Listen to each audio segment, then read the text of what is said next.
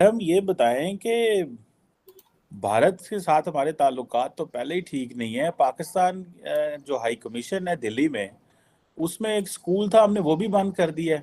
कर दिया गया है। और मैं आपको मज़े की बात बता दूं एक और, कि इस बंदे का जो ताल्लुक है वो नहीं है पीटीआई से। पाकिस्तान की ऐसी तैसी कर दी। उनके कुछ ख्वाब अधूरे रह गए हैं, अब वो इमरान खान के साथ पूरे करेंगे। अब वो कौन से ख्वाब हैं वो भी बता दीजिए, इसलिए कि कॉन्कर किया था दूसरे, उससे पहले गुप्ताज ने भी बाद में उसको एक्सपैंड किया था। तो different dynasties have conquered and expanded India. तो मैक्सिमम साइज जो इंडिया का था कभी। तो सुनने में आ रहा है कि वो जो हाई कमीशन के अंदर जो तादाद कम हुई पिछले साल। नमस्कार दोस्तों, जय हिंद। दोस्तों, पाकिस्तान के हाई कमीशन ने दिल्ली में अपना स्कूल बंद कर दिया है क्योंकि पाकिस्तानी सरकार उन लोगों को सैलरी नहीं दे पा रही थी। इस वक्त पाकिस्तान वैसे भी इकोनॉमिक क्राइसिस में बुरी तरीक़ा से जकड़ा हुआ है। क्या है पूरा मामला, वीडियो को स्टार्ट करते हैं। लेकिन उससे पहले यदि आपने हमारे चैनल को अभी तक सब्सक्राइब नहीं किया तो सब्सक्राइब करें। वीडियो पसंद आए तो लाइक करें, कमेंट करें और शेयर करें। जय हिंद, वंदे मातरम। जो 2020 में आई थिंक, तो उस वक्त या 2021 में परहैप्स, मुझे याद नहीं पड़ रहा, तो उस वक्त उन्होंने कहा कि बच्चे जो थे वो एडमिशन ही नहीं होता था, वहाँ पे एनरोल ही नहीं होते थे, तो स्कूल ही बंद कर दिया। तो ये आपको लगता नहीं है कि ये एक नया ब्लो है पाकिस्तान और भारत के ताल्लुकात में? ये एक नई, जैसे कहते हैं ना, एक we have gone to further low में हम चले गए हैं कि ताल्लुकात हमारे पॉलिटिकली तो है ही कोई नहीं है, इकोनॉमिकली भी कोई नहीं है। तो स्कूल के बंद होने को आप कैसे देखती हैं? सर, जहाँ तक मैंने न्यूज़ चेक की है तो उसमें तो उन्होंने ये बताया है कि क्योंकि स्टाफ बहुत कम है और कुछ टाइम पहले इंडिया की तरफ से कहा गया था, तो उस वजह से हमारा जो हाई कमीशन वहाँ पर है वहाँ से स्टाफ को कम कर दिया था। और स्कूल में जो बच्चे हैं वो बहुत, उनकी तादाद कम थी और नए एडमिशन ज़ाहिर है नहीं हो रहे थे। और उन्होंने कहा कि कोई बाहर के बच्चे भी उसमें नहीं आ सकते थे, उसमें सिर्फ और सिर्फ हाई कमीशन जो है वहाँ के स्टाफ के ही बच्चे जो हैं सिर्फ उनको ही एडमिशन मिलता था या उनके लिए ही स्कूल था। तो जब वो बच्चे बहुत कम रह गए थे तो उन्होंने कहा कि जब एग्जाम्स हो गए और साल खत्म होता है जैसे वो हुआ है, तो फिर उन्होंने स्कूल को बंद कर दिया। और क्योंकि जाहिर है कि जो बजट है उसके लिए भी प्रॉब्लम हो रही थी और नए एडमिशन्स भी नहीं थे, तो बहुत थोड़े से बच्चे हैं, तो उन्होंने कहा कि वो किसी बाहर जो स्कूल्स हैं उनमें उनका एडमिशन हो जाएगा। तो मुझे तो सर उसमें कोई ऐसी बात नहीं लग रही कि ठीक है, अगर बच्चों की तादाद इतनी कम है और स्टाफ बहुत कम कर दिया गया है, अगर सिर्फ 4-6 ही बच्चे हैं तो ठीक है, वो बाहर किसी स्कूल में जो है पढ़ लेंगे। और उन्होंने ये भी कहा है कि जो स्टाफ था, यानी जो टीचिंग स्टाफ था, उनको भी 1 महीने पहले बताया है, उनकी सैलरीज भी दे दी हैं। तो मगर ये कि अगर स्टाफ पूरा होता तो मेरे ख्याल है तब शायद ऐसा नहीं होता। इसलिए ये कोई ख़ास चीज़ नहीं है सर, इस किस्म की चीज़ें तो हमारी होती रहती है। स्टाफ को अगर पैसे ही मिल जाएँ तो बड़ी बात है। बहुत सी एम्बेसीज़ तो ऐसी हैं पाकिस्तान की दुनिया में जिनके स्टाफ को पेमेंट्स ही नहीं हुई हैं और वो ये रो रहे हैं कि जी हमारी सैलरीज़ नहीं मिली हैं। तो इन्होंने तो सिर्फ़ स्कूल बंद किया है, बाकी बच्चों को तो ज़ाहिर है वो बाहर किसी स्कूल में एडमिशन हो जाएगा।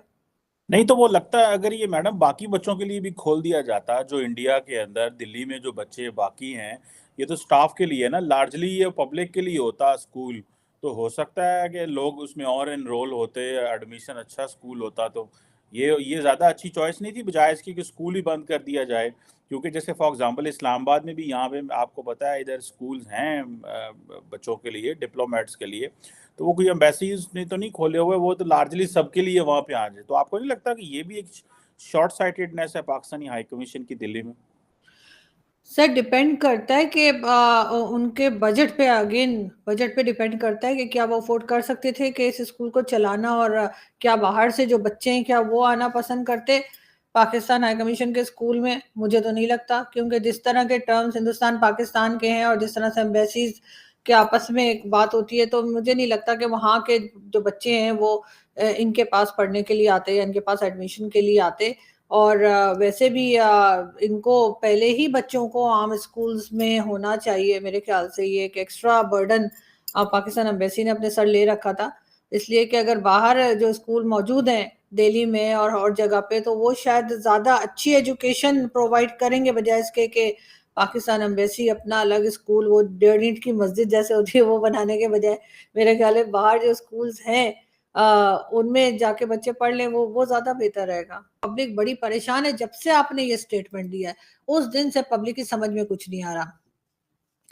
खैर ये तो हमने आपको पहले भी बताया था कि 1 मिलियन के करीब जो है वो हाफिजुल कुरान जो है मदरसों में से निकले हैं पाकिस्तान के, लेकिन क्या ही अच्छा होता अगर ये 1 मिलियन हाफिजुल कुरान के बजाय हम ये बता सकते कि जी आईटी एक्सपर्ट्स निकले हैं या किसी और एजुकेशन डिपार्टमेंट में, किसी साइंस में, फिजिक्स में, किसी और चीज में पढ़ाई की होती और ये स्टूडेंट्स निकले होते जिनको कि हमने ये बताने में ज्यादा हमें जो है वो हम प्राउड फील कर रहे हैं कि जी इन्होंने हाफिजुल कुरान हो गए। बहरहाल अपनी मर्जी है, पाकिस्तान को जिस तरफ लेके जा रहे हैं वो लोगों को नजर आ ही रहा है।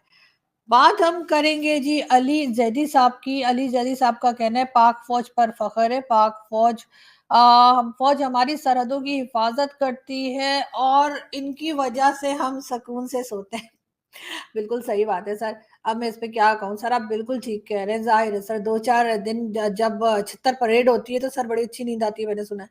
तो आपके साथ भी सर यही बात हुई होगी, लेकिन बिल्कुल आप ठीक कह रहे हैं, हमारी हमारी हिफाजत करती है और बिल्कुल करती है। और जो कुछ आप कह रहे हैं सर आप ठीक ही कह रहे हैं। फिर मैं उसको इंडिया भी नहीं कह सकते, the kingdoms that were there at that time, उसका मैप है वो। आई एम श्योर कि that is not the only mural, there are other murals also. मैं तो टूर लिया नहीं हूँ। So but for political reasons, cultural warfare के रीजंस, ऑपोजिशन भी उसके ऊपर फोकस कर रहे हैं और द हिंदुत्व जो इंटेलेक्चुअल्स है और वॉइसेस है सोशल मीडिया पे, वो भी उस पर मौजूद कर। देखिए मैं अच्छा आपको इतना तो बता दे सकता हूँ कि शॉर्ट टर्म में अगर हम दे इंडिया को अखंड भारत विदाउट वॉर पीसफुली, वो नहीं लेंगे। मुश्किल से बीजेपी को 36-40% वोट मिलते हैं इंडिया में। अगर पाकिस्तान के 225 मुसलमान, बांग्लादेश के 160-170 मुसलमान, 400 मुसलमान 400 मिलियन मुसलमान, अफगानिस्तान से अगर ये सारे के सारे इंडिया में आ जाते तो मुसलमान शायद उनकी पार्टी इलेक्शन जीतना शुरू हो जाए इंडिया में, राइट। सो हो सकता है कि इमरान खान जीत जाए इलेक्शन, बन जाए इंडिया के प्राइम मिनिस्टर पूरे अखंड भारत के। यहाँ पर तो हम बेचारे वहां पे उनको उतने वोट नहीं मिल रहे, शायद यहाँ मिल जाए उनको। सो द पॉइंट इज कि दे आर नॉट, ये ख्वाबी पुलाव है, there is nothing, no reality about this. अगर आप आरएसएस के मोहन भागवत को सोचते हैं कि वो चाहते हैं कि कल्चरली, मतलब आप सब साड़ियां पहनना शुरू कर दें, आप सब होली मनाए रहे, मुसलमान इस्लाम पे रोजा रखे, नमाज पढ़े, लेकिन कॉल योरसेल्फ हिंदू, खाली आप कह दें आप हिंदू हैं, because it's a cultural term not a religious term. Modi ने खुद कहा था कि I accept the supreme court's decision that Hinduism is not a religion, Hinduism is a way of life.